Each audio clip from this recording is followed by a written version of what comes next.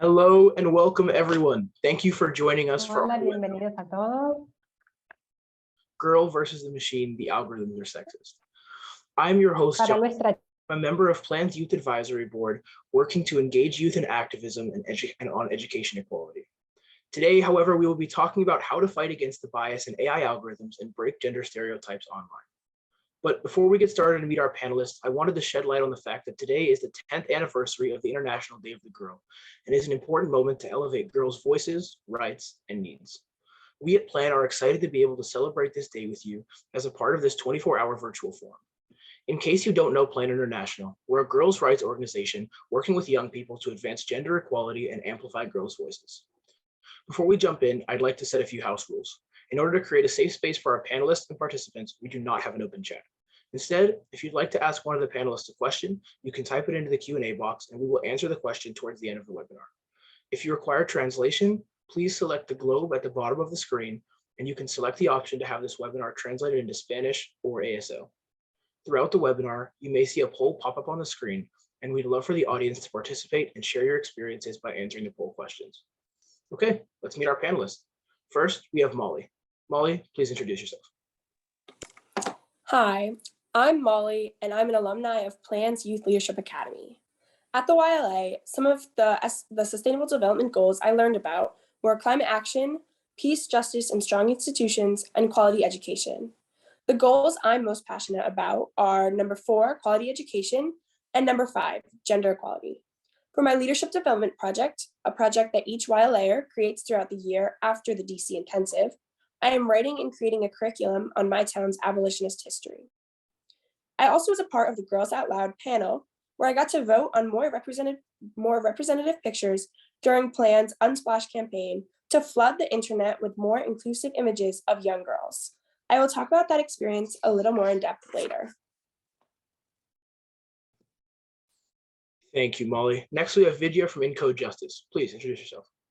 Awesome. Yeah, thank you, Jonathan. Hi, everyone. My name is Vidya. I am the co-director of education at Encode Justice.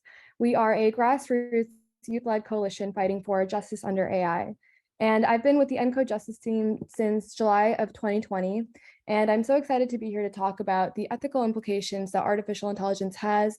And I'm really excited because today is International Day of the Girl. And it's so important that we are bridging the gender gap in STEM and talking about how important representation is in technology. And so, yeah, thank you so much for having me today. Thank you both for those wonderful introductions. It's great to see so many young activists working to address issues of bias in AI and negative gender stereotypes. So, turning to the topic of this panel, let's talk about artificial intelligence.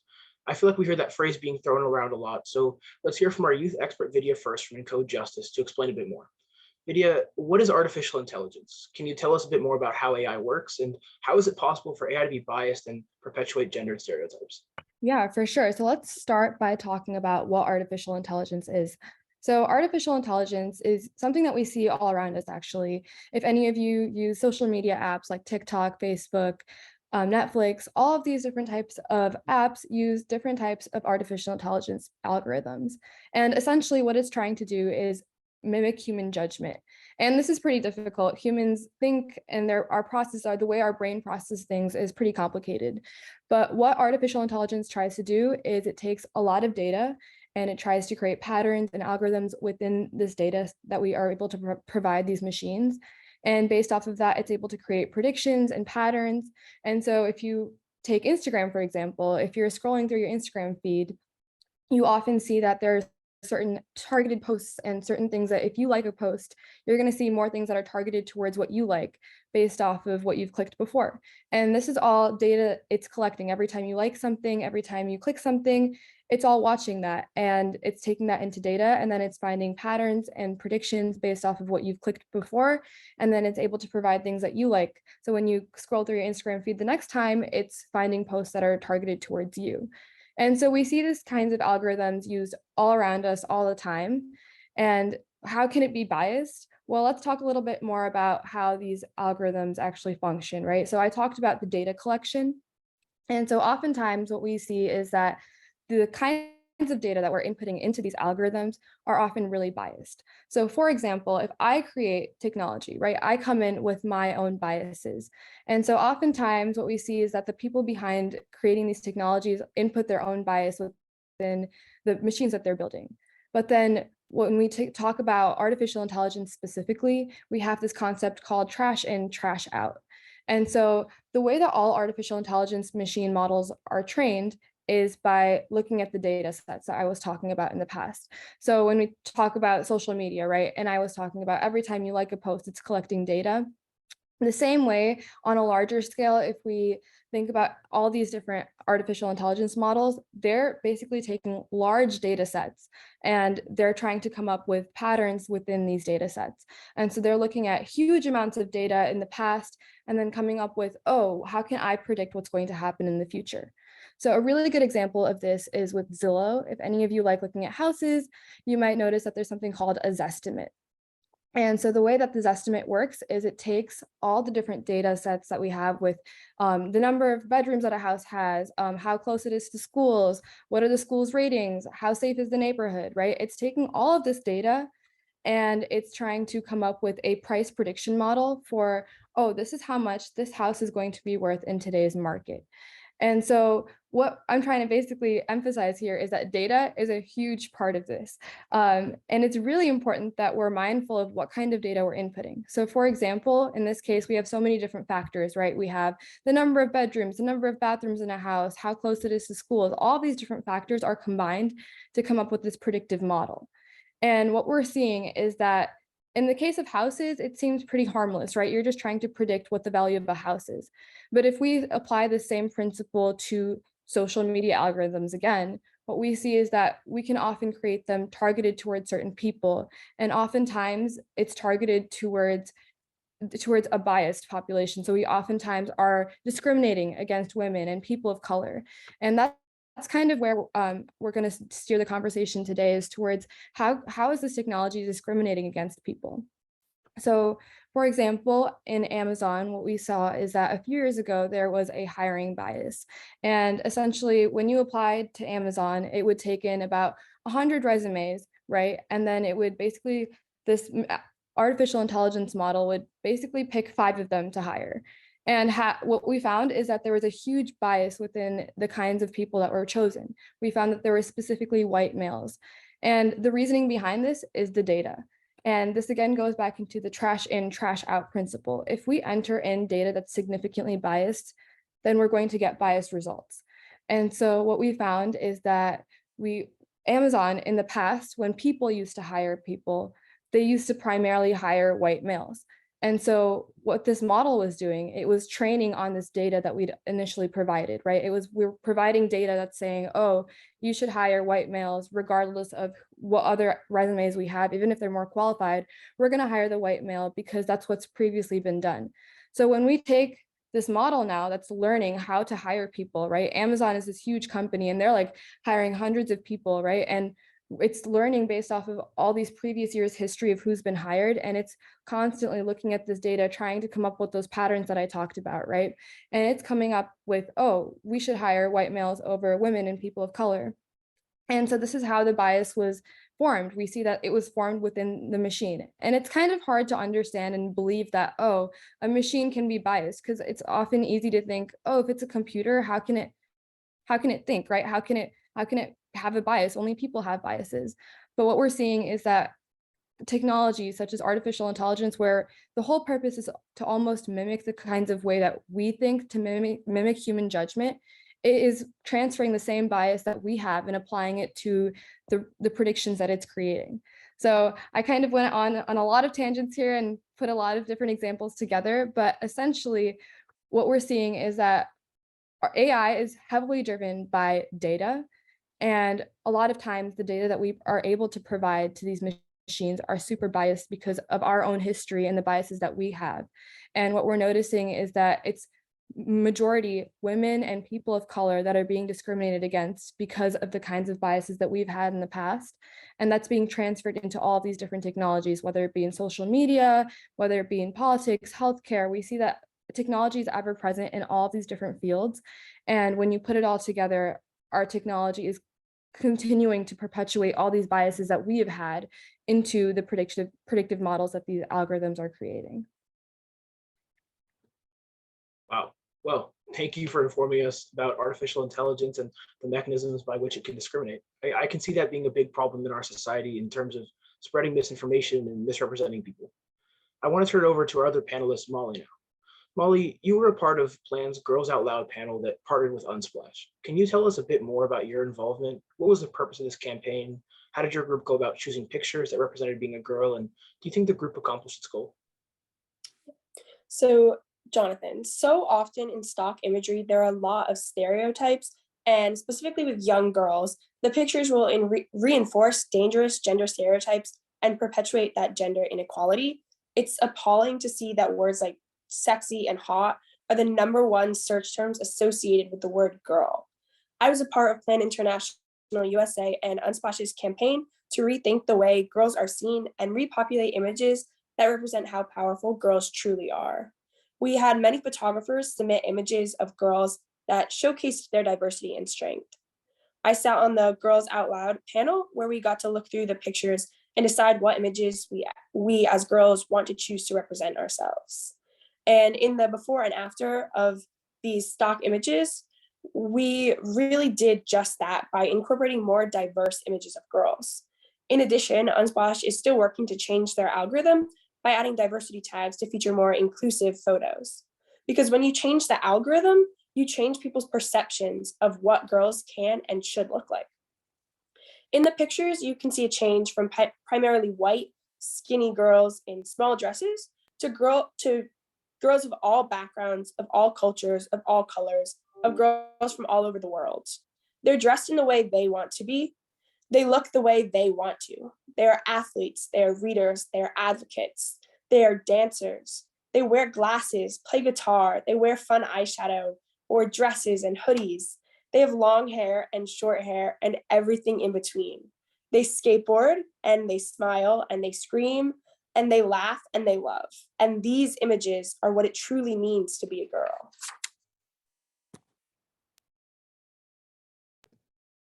Wow. So as everyone can see, there was a large shift in stock photography that makes this way more representative of the way that girls want to be portrayed. Now, Vidya, you study technology and understand what's happening when we code certain algorithms into existence. Do you mind sharing your thoughts on our Unsplash project where we retained stock image algorithms? Also, do you have any real life examples of this or a live demo of how this would work from a tech perspective? Definitely, yeah, Molly, that was really interesting to see how these algorithms are portraying women. And what we see is that this is a really big problem, and definitely diversifying the tech sector and diversifying these algorithms is really important and really relevant in today's society. And yeah, Jonathan, I actually do have a demo. I have a video that we can show about how these technologies can actually synthetically modify our images and videos. So I have a video of our former President Barack Obama speaking. So I'm going to show you that really quickly. It got me thinking about my full-time employees and their ability to survive on $8 an hour in New York City. And foremost in all of our minds has been the loss and the grief felt by the people of Orlando. Most of us don't get our health care through the marketplace. We get it through our job or through Medicare or Medicaid. And what you should know is that thanks to the Affordable Care Act, your coverage is better today than it was before. Women can get free checkups, and you can't get charged more just for being a woman. To give his employees came together to pass a common bill that would boost America's very, very hard times. Some progress, at least within the small confines of the legal community. I think it's real important. Here we go. President Barack Obama. When you giving a speech, make sure you use a lot of pauses. America's businesses have created 14.5 million new jobs over 75 straight months. We're developing technology. Every technology can be used in some negative way, and so we all should work towards making sure that it's not going to happen. And even one of the interesting directions is that once you know how to create something, you know how to reverse engineer it. And so you can, and so one could create methods for identifying edited videos versus real videos. Awesome. Yeah. So that video, I don't know about you, but watching that video, I believe that that was our former president. And it's really easy to create misinformation. And this is a huge problem when it comes to biased algorithms and take artificial intelligence technologies. So the example that we just saw was an example of a deep fake. And this basically means that we're synthetically modifying images, or in this case, a video, and we're trying to modify what we're putting out there on social media and media in general. And so what we see is things like videos like this can be really compelling to people, and it's really hard to distinguish what's real and what's fake. And so we have this huge problem of misinformation. And this obviously brings us to bigger problems of how are we representing people? What kind of misinformation are we putting out there? So when Molly talked about how women are represented when we do a basic Google search, right, of girls, we see that there's so much misrepresentation of women already. If we're able to synthetically modify images, if we're able to modify videos of political leaders, how can this impact us, right? How are we going to control who's putting what out there? If we're being modified, if images of us can be modified, if it can look like I'm saying something, even though I'm actually not, right? That's a really scary thought. And it's really hard for us to, imagine the kinds of impacts this could have, the implications that it can have on our society, considering that it's so easy to spread this kind of misinformation.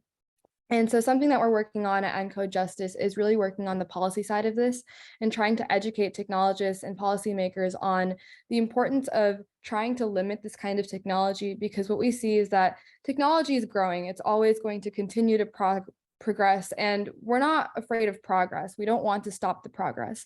But as growing technologists, right, I'm currently majoring in computer science, and I see that when I learn and I take these computer science classes, we're not always placing an emphasis on the implications and the ethical side of this technology. We take these classes, we're taught how to code, we are able to create technologies like deepfakes, but we don't always think about, oh, how can this actually impact someone? How can my technology that I'm putting out there maybe perpetuate gender biases that already exist?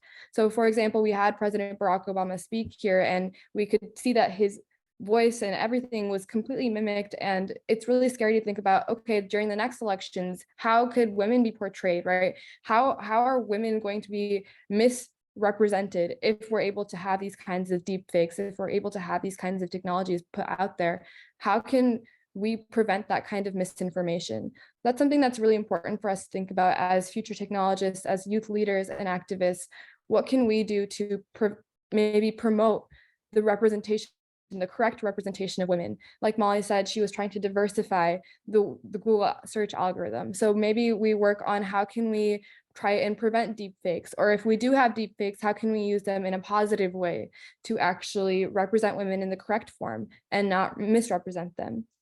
And so I actually have a screenshot of something called a read fake, which is pretty similar to a deep fake, except for the fact that instead of synthetically modifying an image, we're synthetically creating an article.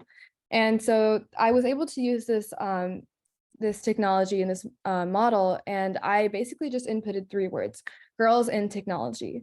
And I was able to create this whole article, which I didn't write. This model was able to create it for me. And I just typed in those 3 words, and this was auto-generated. And this is a really simple read fake. This is not even like a paid model. I just made it, and it was super simple to create and super simple to run. And so what we see is that it's really easy to create fake articles, really easy to create misinformation. And so when we go out there and we do Google searches about women in leadership, women in technology, we don't honestly know what's real. And when we have young girls that are looking out there, who are looking for role models, who are looking up to what can I do, who's being represented in technology, we see that there isn't that much representation, and there's so much misinformation out there that it's hard for women and girls to actually look at, what am I doing, right? We see that, if, for example, I've had 3 words here and we had this fake article being generated. So artificial intelligence has this huge side to it that, it can be really helpful, but also super dangerous in terms of what we're putting out there and the kinds of stereotypes that it can perpetuate. So a few things that I wanted to highlight here is that as we go into the tech field, right, as young girls or just anyone going into the tech sector, it's really important that we don't just create technology, but we're super mindful of not just, oh, there are ethical sides to this, but actually, how can I prevent it? How can I prevent the kinds of biases that we see? We know that everyone carries a bias, but as people that are creating this technology, as people going into the healthcare industry, going into the policy industries, how do we actually try and prevent these kinds of technologies from taking over and pervading these spaces? So for example, if we take policy, we can create moratoriums on technologies like facial recognition, or providing, we have this, for example, if we have deepfakes, right, with the Obama video, how can we potentially add a watermark to these videos, right? Adding watermarks to certain things so that way we can distinguish between what's real and what's not. So there's really, in every single field, we see that technology is present, and there could be potential biases in every single field as well. And so that's what I really wanted to emphasize today, is that it's really important that we are mindful and we're actually super careful, and we try to actually not just leave it there and think about it, but actually try to take an active effort to prevent it from making a further difference, right? We see that these technologies with the Amazon hiring bias, these kinds of technologies are already biased, and it's already making an impact on people's lives, on women's lives, people of color, minority groups. We see that they're already being implicated by this. And so if we don't stop it now, if we don't stand up and we don't actually take a stance now as technologists, as youth activists, there's no way to stop this. We see that we're constantly progressing, but without actually taking a stance now and actually doing something about it, we're not going to stop. So yeah, I'll pass it back to Jonathan. Wow, it's so fascinating to hear about these processes and how difficult it is to trust the things that we see on the internet. Now I'd like to take a second to hear from our audience about their experiences. You should see a Zoom poll popping up on the screen. Okay. First question, do you feel girls are accurately portrayed on the internet and different social media platforms?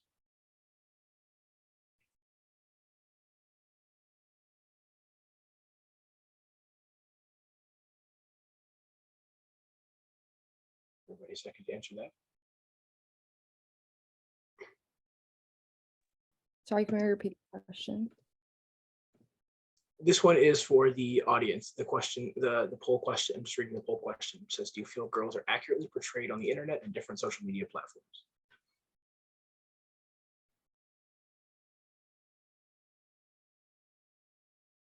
Okay, we'll go ahead and read the other two, and then I suppose we could look at the results.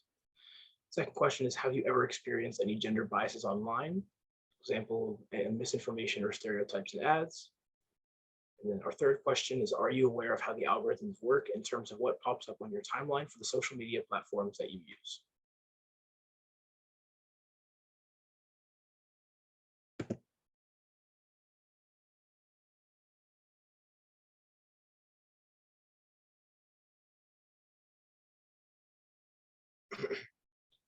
For the first question, 75% of you said no, and 25% of you said somewhat. So nobody said yes, that they feel that girls are accurately portrayed on the internet. For the second question, 88% of you said yes, and 13% said no, that you've ever experienced any gender biases online. And finally, 63% of you said yes, that you are aware of how algorithms work, and 13 said no, and 25% said somewhat. Speaking of, thank you for your input. And now to kind of piggyback off of that and talk more a little bit about these biases in social media. Molly, you and your peers consume a lot of misrepresentation, gender stereotypes, and inequalities in the media and all aspects of life. Being a girl in high school, I bet you see a lot of this on social media, advertising, news. How does this impact you and your peers? Seeing images that do not truly show what it is like to be a girl can really hurt self-esteem. Images of girls as sexy and hot make girls like me feel like we're not perfect and need to work harder to be more perfect and more like the girls we see every day in the media. I spoke with some of my peers and they feel the same. We feel like we always have to try to reach this level of perfection that is in reality unattainable. I spoke to some of my peers about this question, and one even referred to it as a double-edged sword that stabs hard, swift, and messy. And she's right. There have been times when I've seen ads in the media and thought to myself, I'll never be that skinny, or I'd never look good in that dress. And that can hurt a girl. The media is not the truth. We as young girls should not be looking at ads or at other girls and comparing ourselves to them. Yet society and the media have ingrained in us a sense of what we are supposed to look like. We look up to the people we see in the media and we want to be like them. It makes sense. We learn through observation. But when we are observing images that don't truly show what it is like to be a girl, it hurts. It feels like you've been told that you don't look like them, that you'll never be them, and that you're not worthy. I'm a person who's always wanted to fit in. I would see girls in the movies or on social media who are perfect. Perfect bodies, perfect friends, perfect grades, the perfect life. This set unrealistic standards for myself. I strived to be that perfect, but the truth is, nobody's as perfect as social media tells us they are. I realized that I didn't need to try to be someone that the media told me was a good person or that the media told me was perfect. Who defines what it means to be perfect anyway? It's so much more important to just be yourself. Changing the image of how a girl is represented in the media will help girls everywhere. It will show little girls, or grown-up girls for that matter, that everyone belongs and you don't have to check a box. There is no box to check. Throw away the box. There's no place that says this is what a girl needs to look like. In the media, we see so much misrepresentation of girls, but I will say there are some people who have really shown through as starting to break those barriers. When I think of people fighting the common gender stereotypes, one of the first people I think of is Taylor Swift. Through her song The Man, she really challenges stereotypes and talks about the double standards between men and women. I actually used this song last year when I did a project addressing gender inequality in education. Florence Pugh is also someone who I think of that challenges gender norms. She wore a dress to a fashion show this summer that showed her breasts through the sheer halter top. She knew she was going to face backlash, yet she wore it and posted pictures anyway. And I think it's so incredible and inspiring to see people like her standing up for themselves and breaking down the stereotypes that are all over the media. Instead of using social media as a place that shows standards that misrepresent women, we can use it as a way to empower women and build them up instead of tearing them down.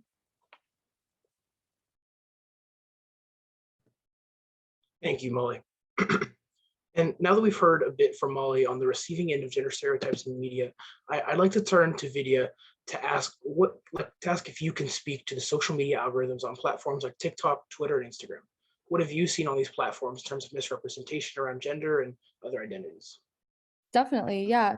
And this is also piggybacking off of Molly, talking about what's represented and how women are represented, right, in these social media algorithms.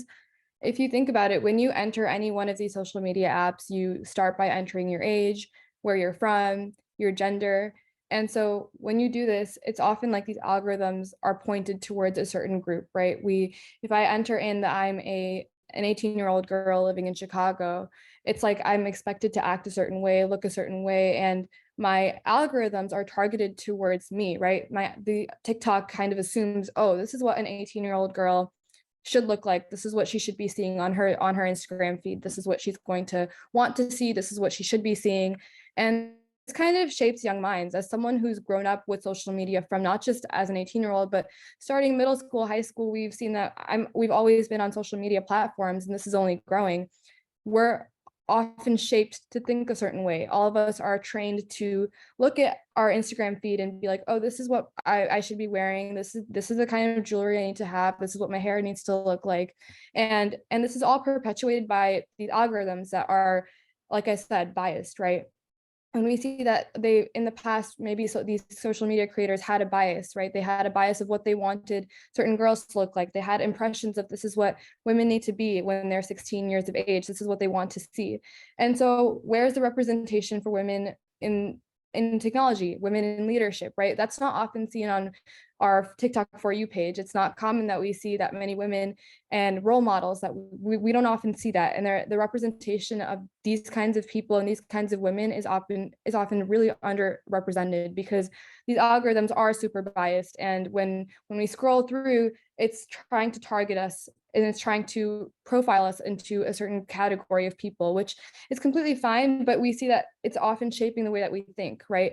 These algorithms are constantly profiling the way that we're supposed to be thinking, and it's trying to shape our minds and trying to change the way that we think.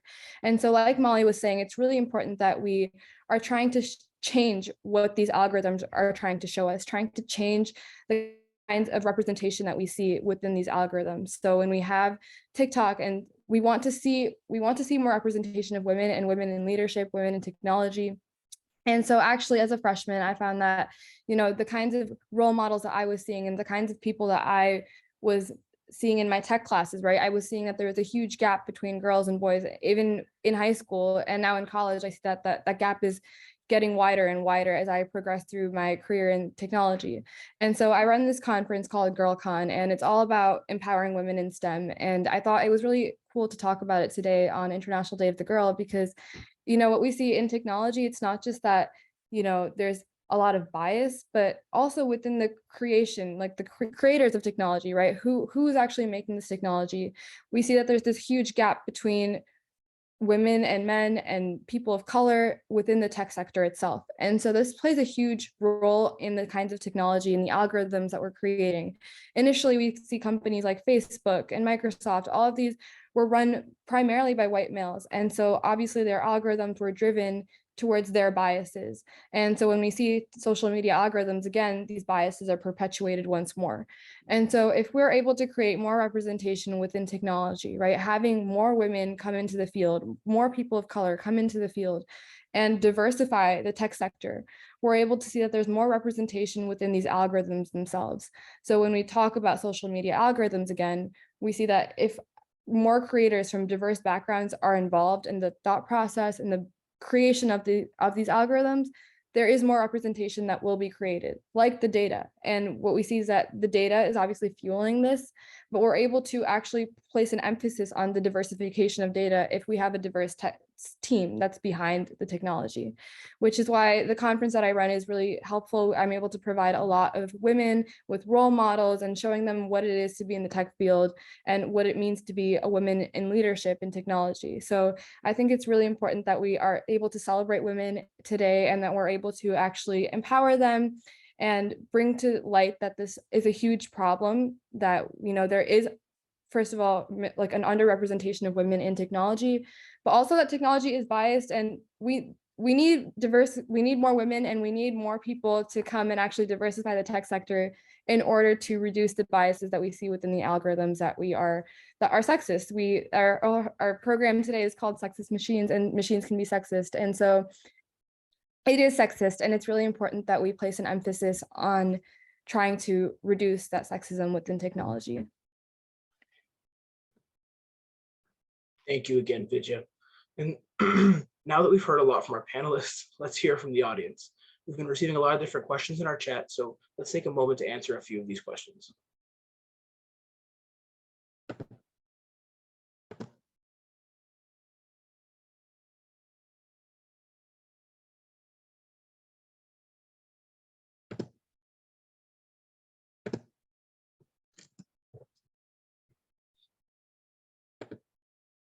Okay.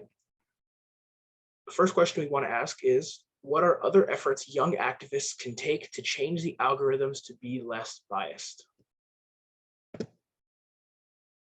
Yeah, so when we talk about these algorithms, right, as I was saying before, it's often driven by data. And so it's not that we can change the data, right? What exists, and it's hard for us to create new data. We can't like synthetically fabricate the data and change these algorithms overnight. But what we can do as youth activists is place an emphasis on trying to bring to light this issue, so that when we are scrolling through our TikTok For You pages, we are mindful of the fact that the algorithms are biased in the first place, and that we don't fall into this endless cycle of constantly perpetuating the bias. And as we continue to do that, and as society progresses, right, and we have more women and more representation within the tech sector, as I was mentioning before, I think we'll see this shift coming into play with algorithms, not just in social media, but, you know, in general, when we talk about like facial recognition technology, deepfake technology, all the biases that are constantly perpetuated because of the lack of representation within the tech field, we'll start to see these biases reduce as we bring in that representation within the creators of the technology, but also as we become more mindful of how we're using the technology. Awesome. Thank you again. Molly, this next one is for you. Do you have any ideas on how we can engage our peers in high school to fight gender biases online and in school?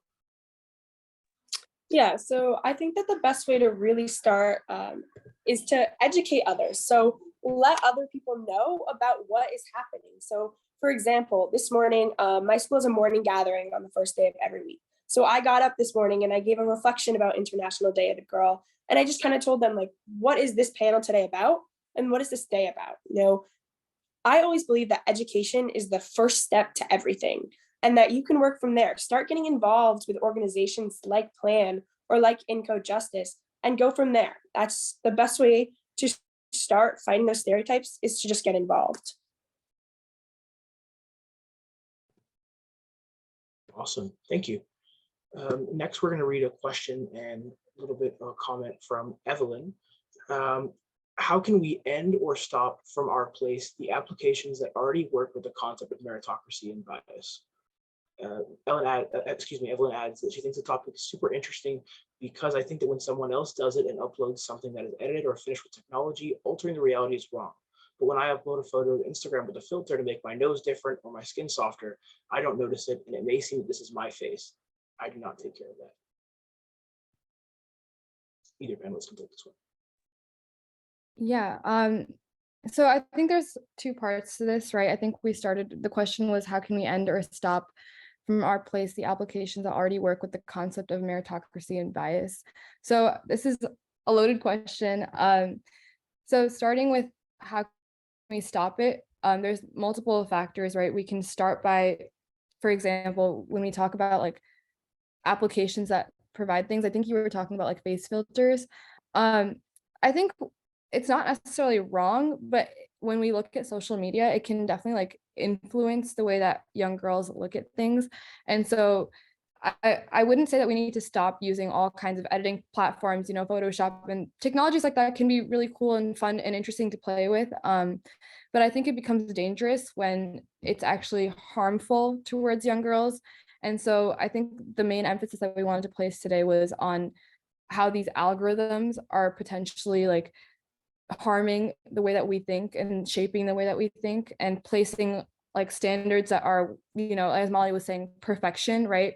We want to be perfect on social media. And so I think to start, like, to answer one part of your question is talking about like the editing part of imaging. I think it's more about talking about what we're shown on social media, even if the picture is edited, right? At least being aware that it's edited is really helpful. So I think something that could help is maybe adding like a watermark, right? I think that's something that's we've been working on at Enco Justice, is with passing bills that would add a watermark to deepfake technology. So for example, if we saw that Obama video, if you had just watched that video without any kind of watermark on there, it's hard to tell that there's a synthetically modified video there. So if you talk about these kinds of like applications, it might be helpful to add like a watermark on the image that's edited, or a watermark on the video that's edited. So that way anyone else watching it is able to distinguish that, oh, there's been some modification here, like it's not real. Like, so that way you're not placing the extra standard of, oh, this is what the image is supposed to look like, this is what I have to look like too. And so I think that if you want to add on, I don't know if that answered your question, but if you have a little bit more to add on to the question, I can definitely speak to that some more. And then Molly, I don't know if you have anything to add. Yeah, I mean, just going off what Vidya said, know that the image of perfection isn't truly what it means. So like she said, there's not anything wrong with the editing. You need to be aware of what you're seeing, and you need to be aware of how you're using it. So if you have the choice to use it in the right way, however you want to define right, just think about how is this editing going to affect the images of girls. So just kind of be aware of what you're seeing and how you're using that technology. Awesome. Thank you both. We have another question. How can we hold tech industries accountable? Is there any way we can raise awareness of these issues among our representatives and governments around the world? Yeah, I can start.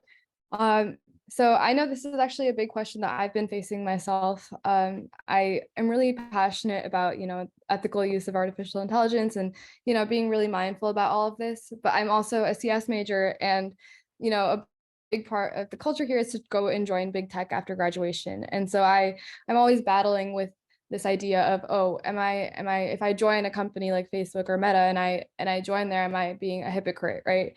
And so I think what I want to do, and what a lot of people in my role are like leading, or people that are in the technology field and are aspiring technologists, is really, holding these companies accountable. So making sure that if we ever plan on joining big tech, that we're really mindful of what we're doing in these fields. It's often that these companies, once you join the company, you're often brainwashed in a sort of way into thinking that what you're building is actually helpful or not impacting people in a negative way.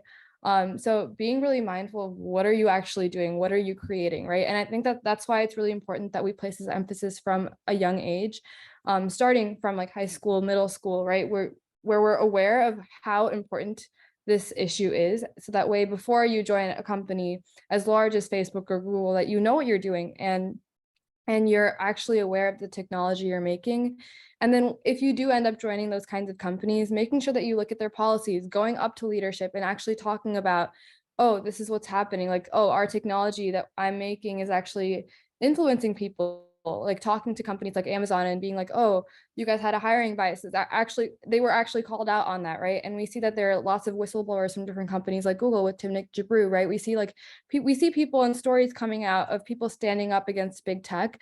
And so I think the biggest way to keep them accountable is that we keep ourselves accountable.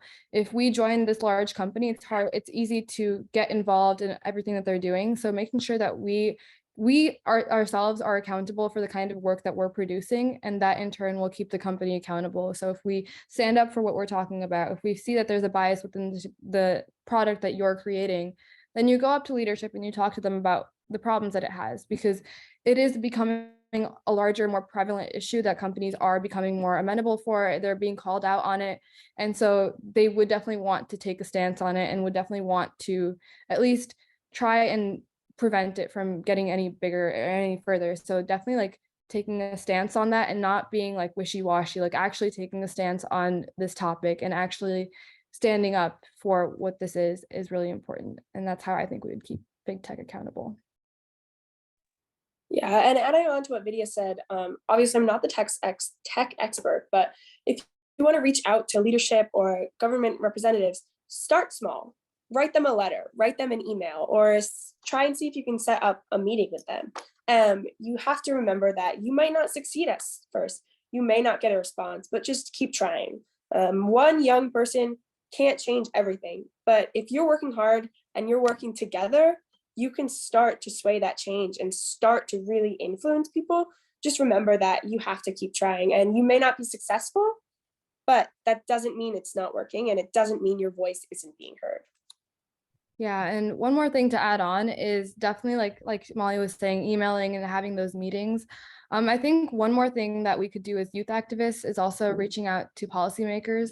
That's often one of the biggest things that we do at Encode Justice, and it's had a huge impact. But passing, laws and policy that can actually influence the way that we're able to handle the technology. So for example, a lot of the work that I've done is lobbying at Capitol Hill about facial recognition technology. And so passing moratoriums on this technology would be really helpful, because we're able to at least put a standstill on our criminal justice system using this kind of technology when it's not ready, right? So if we see that the technology is constantly progressing, it's progressing at a rate that's too fast for us to sometimes handle, and often not helping. Like, the technology that we make is supposed to help people, but if it's going out there and it's being used and misused, right, with all the misinformation and the biases and the misrepresentation of people, if it's being out there and just being used, it's oftentimes time for the government to keep the companies accountable for what they're doing. So passing and lobbying for laws and things to be passed so that we can place at least temporary holds on these technologies from being used to the extent that they are with the biases that they have is really important and can have a huge impact on how we are able to further, or how we're able to keep the big tech companies accountable. Awesome, thank you. And now we have another question from the chat, which says, what advice do you have for us girls that want to go into the tech field as a career? Yeah, I would say definitely don't be afraid and just explore. I was talking about GirlCon earlier, but a big part of the reason I joined that initiative and continue to work on it is I know it's really intimidating to join tech or like, STEM. When you join this, if you find that you're interested, you see that it's there basically in every single field, and it can be really overwhelming. And so definitely like look up to role models and find people that can guide you and mentor you. And because of how expansive it is, I think from a young age, taking that exploration and actually looking through what am I actually interested in with technology? Is it data? Is it AI, machine learning? Do I like medical devices? Do I like tech and policy? Do I like tech and, climate change? There's so many different fields that technology is present in. So I would say the biggest advice is finding those mentors and actually exploring the fields. So that way, you know what you're interested in. And also I would say, don't be intimidated and don't feel like you have anything extra to prove. I think oftentimes I enter classrooms or meetings, or I go to networking sessions, and don't see that many girls in the room, and it can be scary, and it can feel like, oh, I have to prove myself extra just to be there, just to fit into that room, and to feel like I have something worthwhile to say. I have something extra to prove myself because I'm a girl. And I would definitely say, don't let that stop you. Don't let the fact that you might be one of one girl in a room of 50 guys, don't feel like you should be afraid to speak up, or don't feel like you don't belong there. Everyone definitely belongs there, and it can be really intimidating, but definitely I feel like, especially today, like we want to empower all the girls, and joining initiatives like GirlCon or Encode Justice can be really helpful in providing you with a community of empowered individuals who are constantly supporting each other. And so, yeah, that's what I have for advice, Molly. What I have to say is similar, but I'm not a technological person, but I have a twin sister who wants to go into engineering. And, that's another male dominated field, but go for it. No matter what, just go for it. Don't let anybody hold you back. I mean, you use your power that you have. You may face difficulties and you might have trouble, but, just keep trying and find someone who can support you and who will help you with it. And just don't be afraid. You got this. Go for it. If that's what you want, go for it. Again, excellent and inspiring answer there in the back end. Now for our last question, the big one. How can we get involved in your organizations? Yeah, so I think I came here representing Encode Justice. So definitely join that. We are encodejustice.org. You can search it up online. You can also find us on all social media platforms: Instagram, Facebook, TikTok, LinkedIn, Twitter. Our handle is just at Encode Justice. I also talked a lot about GirlCon. If you are interested in joining our initiative, it's girlcon.org or at girlcontech on all social media platforms.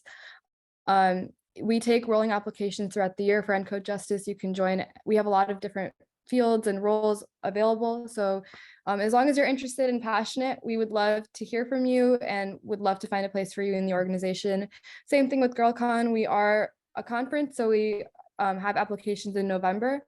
But of course, you can reach out to me personally. I'm Vidya. You can reach out to me on LinkedIn, and then also reach out to me via these organizations as well. But yeah, that's how you can get involved. And I highly encourage you to get involved, because these causes are really important, and I think would make a huge difference if you joined, and every person's work is really valuable. So yeah. So I think I touched a little bit about this in the beginning, but every year Plan USA does a Youth Leadership Academy intensive week in Washington, D.C., where you can learn about sustainable development goals and get training on how to be an activist and run your own leadership development projects.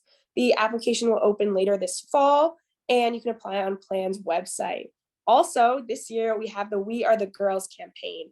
I encourage everyone to head to wearethegirls.org and take the pledge. It's a great organization to get involved with, and I encourage you to check out all of the different opportunities PLAN provides. Thank you again, Molly and Vidya, and thank you all for coming to our talk.